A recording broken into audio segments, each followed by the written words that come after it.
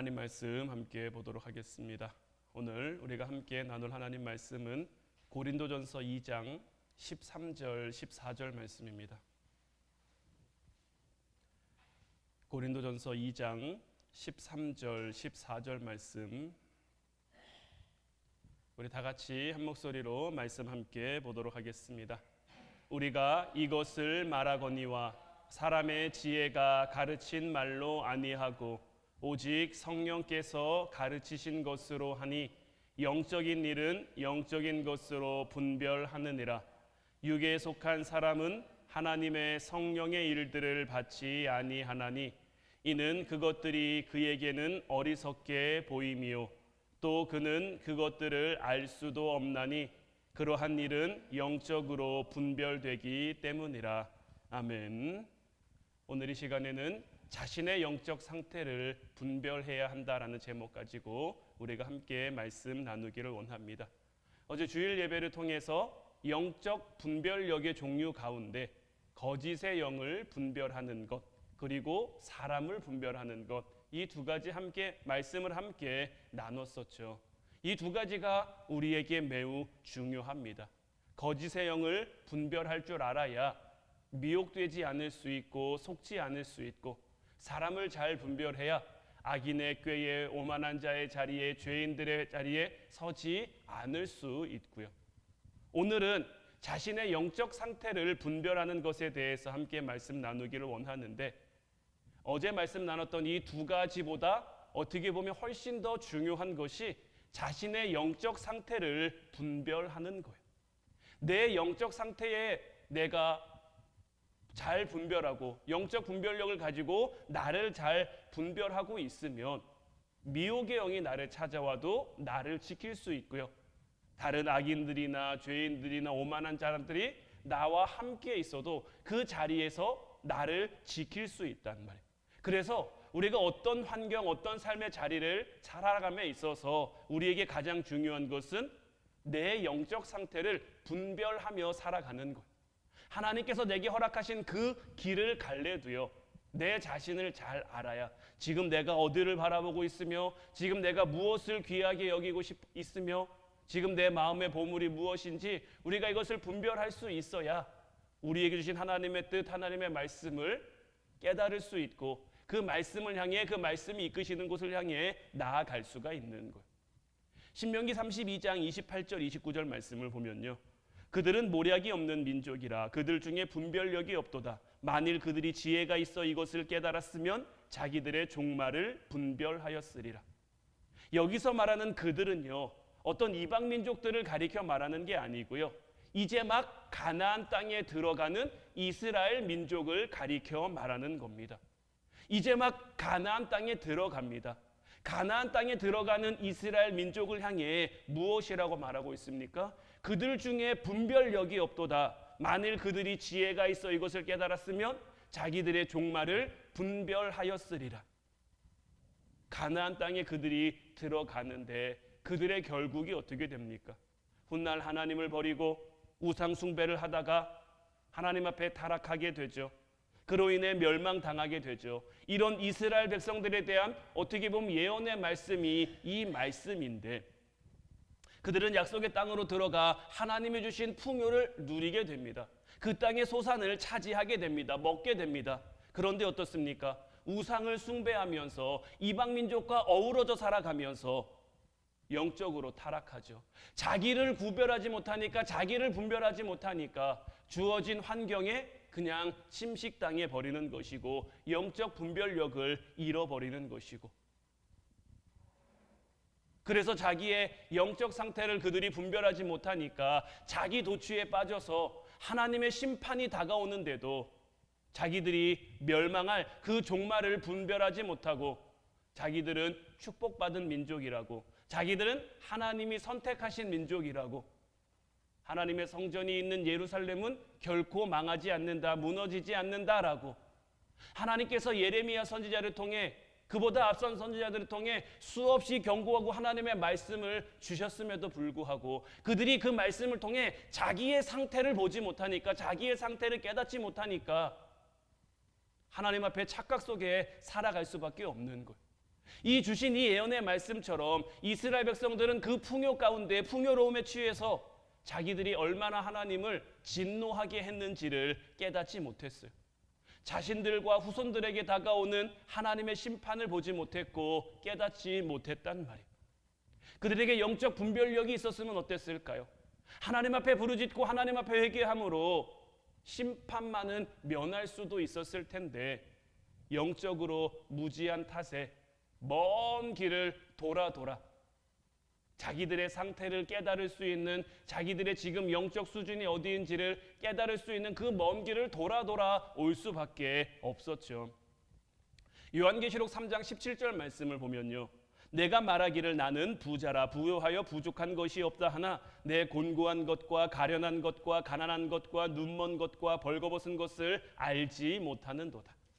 이 말씀은요, 요한계시록에 나오는 소아시아 7교회 가운데 주님께서 라오디게아 교회에 주신 말씀이에요. 라오디게아 교회에 말씀을 주시는데 뭐 어떤 좋은 말씀을 주시는 게 아니라 책망의 말씀을 주신단 말이에요.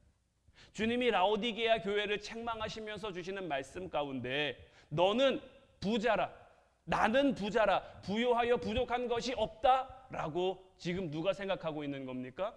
라오디게아 교회가 그렇게 생각을 하고 있는 거예요. 그런데 주님이 보기엔 어떻습니까? 전혀 그런 상태가 아니란 말이에요. 그러니까 예수님의 이 말을 다시 말하면 어떤 말입니까? 지금 라오디게아 교회가 자기들의 상태가 어떤지를 알지 못한다라는 거죠. 라오디게아 교회는 스스로 이렇게 생각하는 거예요. 우리는 별다른 문제가 없는 교회인데, 우리는 괜찮은 교회인데, 이렇게 스스로 착각하고 있는 거죠. 그런데 어떻습니까? 라오디게아 교회에 정말 문제가 없습니까? 아니죠. 주님 보시기에는 문제가 없는 게 아니었단 말이에요. 라오디게아 교회가 문제를 가지고 있는 것도 문제인데 정말 심각한 문제는 뭘까요? 자기들에게 문제가 있는데 문제가 있다는 것을 깨닫지 못하는 거예요. 자기들에게 아무런 문제가 없다라고 생각하는 것. 지금 라오디게아 교회는요, 영적으로 곤고한 교회고요, 가난한 교회고요, 벌거벗은 교회고요, 눈먼 교회인데 그들은 스스로 우리는 영적으로 부자 교회다라고 착각하며 살아가고 있는 것. 자기들의 상태를 알지 못하는 것이 그들이 가지고 있는 문제보다 더 크고 심각한 문제인 거예요. 나 자신에 대한 영적 분별력이 없으면요, 자기 스스로 아무런 문제가 없다고 생각하는 잘못된 자기도취에 빠질 수밖에 없는 거예요. 우리는 어떨까요? 여러분들은 어떻습니까? 여러분들은 지금 주님 앞에 여러분들의 영적 상태가 아무런 문제가 없다고 생각하십니까? 우리는요, 잠잠히 주님 앞에 엎드려서 하나님의 성령이 우리의 영성을 충분히 살피도록 해야 되는 거예요. 마치 종합검진을 받는 것처럼 성령께서 우리를 충분히 살피실 수 있도록 우리를 내어드려야 되는 거예요. 여러분들 건강검진 다들 한 번쯤은 받아본 적 있으실 텐데 건강검진을 받으면 어떻습니까? 건강하다고 생각했던 사람들에게서도 때로는 정말 깜짝 놀랄 만한 그런 문제가 발견되기도 하고요. 생각지도 못했던 곳에서 질병이 나타나기도 한단 말이에요. 여러분들이 지금 만약 영적인 종합검진을 받는다면 여러분들의 영적인 그 건강 상태는 어떻게 나올까요?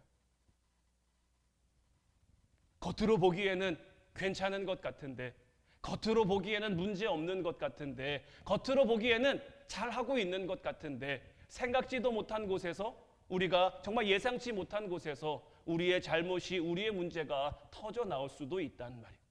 그래서 나 자신에 대한 이 영적 분별력이라고 하면요, 항상 나의 연약함을 깨닫고 내가 모르는 잘못이, 내가 모르는 나의 틀림이 나의 삶에 언제든지 있을 수 있다는 것을 우리가 인정해야 되는 거예요. 내가 가는 길이요, 반드시 옳은 길인 것만은 아닙니다. 내가 걷는 길이요, 반드시 맞는 길만은 아닙니다. 때로는 착각할 수도 있고요, 때로는 실수할 수도 있고요, 때로는 잘못된 길을 우리가 들어섰을 수도 있는 거예요. 그러니까 지난주에도 말씀 나눴습니다마는 이스라엘의 어떻게 보면 영적인 아버지라고 불릴 수 있던 사무엘 선지자, 그도 이새의 집에 하나님이 택한 그 사람에게 기름 부으러 갔을 때 하나님 앞에 기도하지 않으니까 엘리압의 외모만 보고 엘리압의 외적인 조건만 보고 이 사람이 하나님이 택하신 사람이겠구나 라고 착각하고 그에게 기름을 부을 뻔했단 말이에요. 우리의 삶도 마찬가지인 거예요.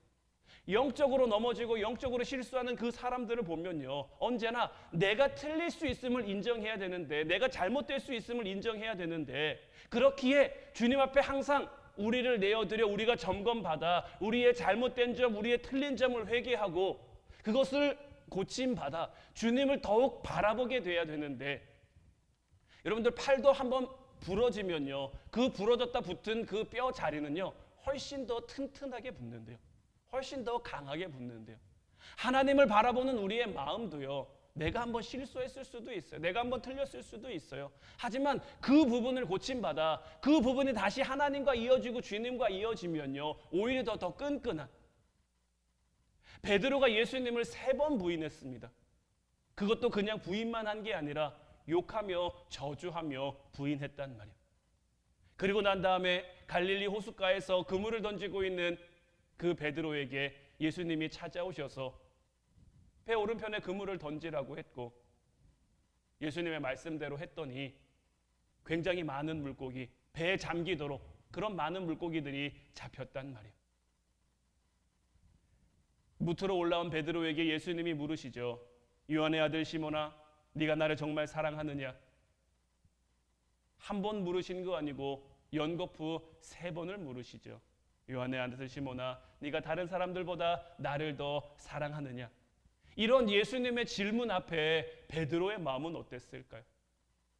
내가 평상시에 그렇게 예수님을 사랑한다고 말하고 다녔는데, 내가 예수님을 위해서는 죽을 수도 있다고 말했는데, 다른 사람들이 모두 주님을 버릴지라도 나는 주님을 버리지 않겠다고 했는데, 주님의 그 말씀 가운데 자기의 틀림, 자기의 잘못됨, 자기의 연약함, 자기의 부족함을 얼마나 깨달았을까? 주님이 어떻게 너 그럴 수 있어? 이렇게 말씀하시진 않았지만 베드로는 아마 마음속으로 그보다 더 힘든 그 마음의 시간을 보냈을 거예요.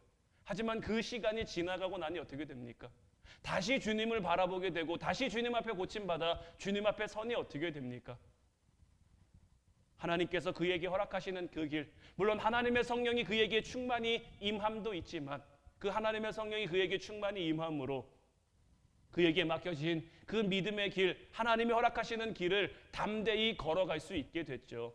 때로는 그의 잘못이 있었지만, 때로는 그의 틀림이 있었지만, 그런 것들을 통해서 그가 고침받으니, 그가 변화받으니, 그가 회개하니, 더욱 주님을 바라보게 되니 주님 앞에 늘 겸손한 모습으로 베드로의 결국이 어떻게 됩니까? 십자가형을 언도받죠. 그런데 베드로가 뭐라고 말합니까? 나는 주님과 똑같이 십자가를 질 수 없습니다. 나를 십자가에 거꾸로 매달아 주십시오. 우리에게 일어나는 모든 사건들은요, 우연히 일어나는 게 없습니다. 하나님의 섭리 가운데 이루어지는 일들인 거예요. 그것이 내게 좋은 일일 수도 있고요, 힘든 일일 수도 있고요, 내가 계획했던 일일 수도 있고요, 계획하지 않은 일일 수도 있지만 그런 것들은 상관없습니다. 우리는 이런 일들에 우리의 생각대로, 우리의 마음대로, 우리의 본능대로, 우리의 마음이 이끄는 대로 반응할 것이 아니라 영적인 분별력을 가지고 반응할 수 있어야 되는 거예요. 좋은 일이 생겼다고 내가 잘해서 그런 거야, 내가 잘나서 그런 거야 하면서 희익낙락하는 게 아니라, 힘든 일이 생겼다고, 어려운 일이 다가왔다고 세상 망한 것처럼, 세상 끝난 것처럼 그렇게 처져 있을 필요도, 낙심할 필요도 없는 거고요. 하나님께서는 우리의 인생을 인도해 가실 때, 그분의 길로, 하나님이 허락하시는 길로 우리를 이끌어 가실 때 때로는 우리의 뜻대로 되지 않을 거라는, 거기에도 하나님은 하나님의 메시지를, 하나님의 뜻을 담고 계신단 말이에요. 그래서 우리는 그것들에 대해서 잘 분별해야죠. 그래서 잘 될 때 교만하지 말고, 힘들 때 절망하지 말고 하나님의 인도하심에 자기를 잘 맞추어야 되는 거예요. 그런데 이 부분이 참 생각처럼 쉽지 않습니다. 늘 어렵습니다. 저에게도 늘 어려웠어요. 저도 저의 삶을 돌이켜보면 참 우여곡절이 많았단 말이에요. 뜻하지 않은 시간에 뜻하지 않은 사람들도 만났고요, 뜻하지 않은 일들, 뜻하지 않은 사건들도 겪었고요, 내 계획이 없었던 일, 내 생각과는 다른 일들이 내게 다가올 때마다 놀라기도 하고 방황하기도 하고 흔들리기도 하고 넘어지기도 하고, 그래도 저 하나님의 섭리를 믿고 제가 믿었던 건 딱 하나였죠. 천국이 있다는 것. 하나님이 저에게 주신 그 생각 하나 붙들고 그 하나님의 섭리 가운데 내 뜻 포기하고 내 것이라고 여겼던 것들 내려놓고 그렇게 하나님의 인도하심을 따라왔더니 지금 이 자리까지 오게 된 거예요. 그리고 지난 지금까지의 어떤 제 삶의 과정을 돌이켜보면요, 그 모든 것들이 지금의 저를 위한 하나님의 준비 과정이었더라고요. 그런 과정들이 없었으면 제가 여기 이렇게 서 있을 수 있을까? 그런 과정들이 없었으면 제가 여기서 이렇게 담대히 하나님의 말씀을 전할 수 있을까? 얼마 전까지 저에게 굉장히 좀 풀리지 않는 숙제처럼 제 마음에 무거운 짐처럼 있던 게 있어요. 그게 뭐냐면 제가 이 자리에서 선포하는 말씀들에 나 스스로를 비춰보면 내가 이런 말씀을 전해도 될까? 나도 이 말씀 앞에서 한없이 부족한 사람인데, 한없이 연약한 사람인데 내가 이렇게 살아야 된다고, 이렇게 해야 된다라고 말씀을 전할 자격이 있는 걸까? 내가 여기서 뭔가 믿음의 본을, 그래도 이 교회 목회자로서, 이 교회 목사로서 좀 믿음의 본을 더 보여야 되지 않을까라는 그런 늘 풀리지 않는 마음의 짐 같은 것이 늘 있었는데, 어느 날 기도할 때 하나님이 저에게 주신 응답은 그겁니다. 내가 완벽해서 하나님이 저를 이 자리에 세운 게 아니다라는 거죠. 제가 완벽해서, 제가 온전해서, 제가 제 능력으로, 제 힘으로 이 자리를 감당할 만해서 하나님이 저를 이 자리에 세운 게 아니다라는 거예요. 저는 한없이 부족하지만, 저는 한없이 약하지만, 한없이 모자라지만 하나님 은혜로 이 자리에 서 있는 거예요. 그래서 교만할 필요도 없는 거고요. 또 반대로요, 나의 약함, 나의 부족함, 나의 무능함, 이런 것 때문에 물론 이런 것들을 극복하기 위해, 이런 것들을 개발하기 위해 더 많이 애쓰고 더 많이 노력해야겠지만 이런 것들 안 된다고 나는 이것밖에 안 되는 사람이야 하고 좌절할 필요도 없는 거예요. 하나님의 뜻이 있으셨기에 저를 이곳에 보내셨고요. 하나님의 뜻이 있으셨기에 저를 이 자리에 세우셨고요. 하나님의 뜻이 있어서 이 자리에서 여러분들과 함께 기도하게 하시고 말씀 나누게 하시고 함께 믿음 생활을 하게 하셨단 말이에요. 제가 이렇게 생각하니까요, 지금까지 힘들고 어려웠던 그런 사건들이나 사람들이나 다 감사함으로 받을 수 있게 되더라고요. 하나님의 뜻이 있으셨다라고 제가 믿게 되니까요, 인정하게 되니까요, 모든 것들이 다 하나님의 은혜라고밖에 고백할 수 없더라고요. 여러분들의 삶도 마찬가지라고 저는 믿습니다.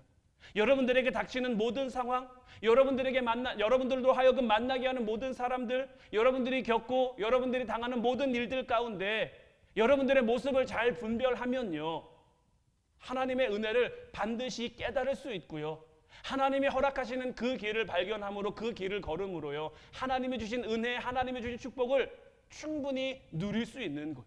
사실은요, 우리의 모습을 우리가 잘 분별할 수 있는 것만으로도 이건 정말 놀라운 하나님의 축복인 거예요. 오늘 말씀에도 나와 있지만 우리가 이것을 말하거니와 사람의 지혜가 가르친 말로 아니하고 오직 성령께서 가르치신 것으로 하니 영적인 일은 영적인 것으로 분별하느니라. 육에 속한 사람은 하나님의 성령의 일들을 받지 아니하나니 이는 그것들이 그대에게는 어리석게 보임이요 또 그는 그것들을 알 수도 없나니 그러한 일은 영적으로 분별되기 때문이라. 우리가요, 이 세상에 속해 살아갈 때는요, 하나님의 사람들을 도무지 이해할 수가 없습니다. 그 사람들이 살아가는 삶의 방식을 받아들일 수가 없습니다. 그러니 우리가 믿음의 길을 걸어가는데 아직 믿음의 길을 함께 걷지 않는 사람들이 우리를 이해하면 그게 정상일까요? 정상이 아닐까요? 믿지 않는데 나를 이해해요. 내 믿음을 이해해요. 내 신앙을 이해해요. 이거 굉장히 심각하게 고민해 보셔야 되는 거예요. 왜냐하면 믿지 않는 사람이 우리의 믿음, 우리의 신앙, 영적인 일을 어떻게 분별합니까? 그럼에도 그 사람이 나를 이해한다? 그러면 그 사람 수준으로밖에 우리는 아직 신앙생활 못한다라고 밖에 그렇게 여겨야 되는 거예요. 그 사람이 이해할 만큼 우리의 신앙 수준이, 우리의 믿음 수준이, 우리의 영적인 분별력이 낮다고 밖에 볼 수 없는 거예요. 우리가 제대로 믿음 생활하면요, 우리가 제대로 신앙 생활하면요, 우리의 삶을 세상 사람들은 이해할 수 없습니다. 그리고 이 세상은요, 이해가 안 되는 걸 용납하지 않습니다. 이해가 안 되는 걸요, 쉽게 받아들이려고 하지 않습니다. 우리가 자꾸 보여줘야 돼요. 그들이 우리를 인정해 주지 않아도, 그들이 우리를 알아주지 않아도, 그들이 우리를 이해하지 않아도요, 우리가 자꾸 보여줘야 되는 거예요. 다니엘은 바벨론의 총리였습니다. 지난 시간에도 말씀드렸습니다마는 다니엘은 계속해서 총리고요, 왕은 3번이나 바뀝니다. 다니엘이 총리로 있는 동안 왕이 3번이나 바뀌고요, 나라도 바뀌어요. 바벨론에서 페르시아로 넘어간단 말이에요. 메데바사로 넘어간단 말이에요. 다니엘이 어떤 인물이었길래 그렇게 될 수 있었을까요? 보통 나라가 망하면요, 나라가 없어지면요, 왕과 함께 그 나라의 위선들은 아마 다 어디 유배가거나 잡혀가거나 참수를 당하거나 그렇게 될 거예요. 그런데 다니엘은 그렇지 않아요. 왜 그럴까요? 왜 그럴까요? 무엇보다 다니엘은요, 하나님 앞에 기도하는 사람이었어요. 하나님이 맡겨주신 자리에서 늘 기도하는 사람이었어요. 그가 하나님 앞에 기도하는 것을 다른 사람들은 이해하지 못했어요. 오히려 그것을 이용해서 다니엘을 음해하려고 했죠. 다니엘을 죽이려고 했죠. 그럼에도 불구하고 다니엘은 하나님이 그에게 허락하신 그 길을 믿음으로 걸어가는 거예요. 감추려고 하지도 않습니다. 숨기려고 하지도 않습니다. 그냥 하나님 앞에, 왕 외에 다른 신에게 기도하며 사자굴에 던져지는 그런 법령이 30일간 제정됐을 때, 그럼 그 30일만이라도 몰래 숨어서 사람들 안 보는 데서 그렇게 할 수도 있잖아요. 그런데 다니엘은 그렇게 하지 않아요. 왜냐하면 하나님이 나에게 원하시는 그 삶의 자리가 어떤 것인지, 하나님이 나에게 원하시는 모습이 어떤 모습인지 다니엘은 분별할 수 있었고, 그 분별한 대로 믿음으로 행하고 담대히 나아가야 되는 거예요. 사람들이 자기를 알아주든 말든, 사람들이 이해하든 말든, 사람들이 자기를 인정하든 말든 그 믿음의 길을 걸어가니까요, 그 믿음의 길을 걸어가는 사람들을, 그 믿음의 길을 걸어가는 그 다니엘을 결국은 사람들이 인정하게 되는 거예요. 나라가 바뀌었는데, 왕이 바뀌었는데 다니엘은 계속해서 서 있는 거예요. 다니엘은 계속해서 쓰임 받는 거예요. 물론 다니엘이 영적으로만 충만한 것이 아니라 세상적으로 일을 잘 했기 때문에, 능력이 출중한 사람이었기 때문에 그런 것도 있지만, 그가 걸어가는 길들을 다른 사람들에게 어떤 선한 영향력을 끼치지 못했다면 그러지 못했을 거예요. 육에 속한 사람, 하나님의 성령으로 충만하지 않은 사람들은요, 많은 일을 겪고도 그 경험에서 영적으로 깨닫지 못한 거예요. 자기 경험을 인간적인 시각에서만 해석합니다. 출애굽한 이스라엘 백성들이 그랬어요. 가나안 땅에 들어간 이스라엘 백성들이 그랬어요. 어렵습니다. 힘듭니다. 하나님을 찾습니다. 하나님을 구합니다. 하나님이 그들을 구원해 주신단 말이에요. 그러면 여기에서 하나님이 우리와 함께 하시면, 이걸 깨달을 수 있어야 되는데, 자기들의 모습을 영적으로 바라볼 수 있어야 되는데, 이런 경험들을 인간적인 시각으로만 바라보니까 같은 실패를 되풀이할 수밖에 없는 거예요. 우리도요, 우리의 삶을 가만 보면요, 우리가 영적으로 넘어질 때요, 굉장히 여러 가지 문제로 넘어지는, 굉장히 다양한 문제로 넘어지는 것 같지만요, 가만 생각해 보면요, 가만 들여다보면요, 비슷한 문제일 때가 많아요. 비슷한 원인일 때가 많고요. 우리는 이 부분을 하나님 앞에 기도해야 되는 거예요.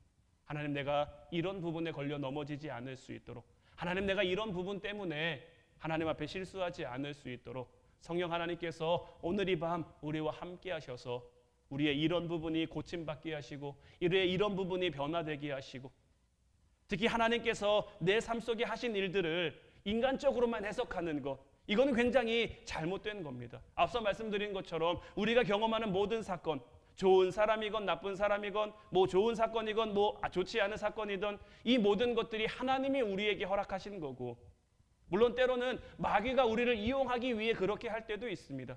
욥기를 보면요, 마귀가 욥을 시험하죠. 마귀가 욥을 흔들죠. 하지만 이 모든 것들도 결국은 누가 허락하신 겁니까? 하나님이 허락하신 거예요. 하나님이 왜 허락하셨을까요? 마귀에게 욥이 시험당하는 그 모습 보려고 욥에게 그런 것들을 허락하셨을까요? 아니죠. 그것을 통해서 욥이 나아가고자 하는 그 길이 있는 거예요. 욥이 고백하는 것처럼 지금 나의 가는 길을 주님이 알고 있으니 내가 이 길 끝에는 순금과 같이 되어, 그리고 끝내 하나님께서는 욥을 그렇게 만들죠. 그렇게 깨닫도록 만들죠. 새 친구를 보내 끝없이 욥을 흔듭니다. 상황도 안 좋은데 마음까지 힘들게 합니다. 그러나 욥은 그럼에도 불구하고 입술로 범죄하지 않죠. 물론 무지한 말로 이치를 가리기는 했지만, 하나님 앞에 자기의 어떤 영적인 상태를 제대로 분별하지는 못했지만, 그래도 범죄하지 않고 끝까지 하나님 앞에 나아감으로, 하나님 앞에 엎드림으로 하나님이 그를 깨닫게 하시는 거예요. 깨닫고 나니까 그가 말한 고백이 무엇입니까? 지금까지 내가 주님을 귀로 듣기만 했는데 이젠 눈으로 본다고. 이제 우리도 그런 믿음, 그런 영적 수준으로 올라갈 수 있기를 주님의 이름으로 축원해 드립니다. 영에 속한 사람들은요, 영적인 것을 분별하며 살아가야 되는 거예요. 악한 영을 분별해야 되고요, 사람을 분별해야 되고요, 이런 것들보다 내 자신, 지금 내 상황이 어떤지, 지금 내 상태가 어떤지 영적으로 분별해야 하나님이 우리에게 허락하신 그 길을 믿음으로 나아갈 수가 있는 거예요. 이제 바라기는 이번 기도회가 우리를 잘 살핌으로, 우리를 잘 깨달음으로 하나님이 허락하신 이 길을 믿음으로 걸어가는 기회이자 시간이 되어 그 길 끝에 하나님이 우리에게 준비해 놓으신 영적 가나안, 영적 은혜, 영적 축복, 또한 물질적인 은혜와 물질적인 축복들, 하나님이 우리에게 주시고자 하는 그 모든 것들을 온전히 누릴 수 있는 저와 여러분들 되시기를 주님의 이름으로 축원해 드립니다. 이제 우리 같이 찬양하고 기도하기 원하는데, 오늘 이 시간에는 찬송가 귀하신 주여 날 붙드사, 이 찬양 함께 고백했으면 좋겠어요. 귀하신 주님께서 우리를 붙들고 계시기에 주님께로 날마다 더 가까이 나아가는, 이 세상 내가 살 동안 주님께 날마다 더 가까이, 언제까지입니까? 하나님 나라에 가는 그날까지 주님께로 더 가까이, 그래서 하나님이 주시는 충분한 한없는 복락을 누리고 풍성한 은혜를 누리는 저희의 삶이 되게 해달라고 우리 찬양 함께 고백하고 기도하도록 하겠습니다.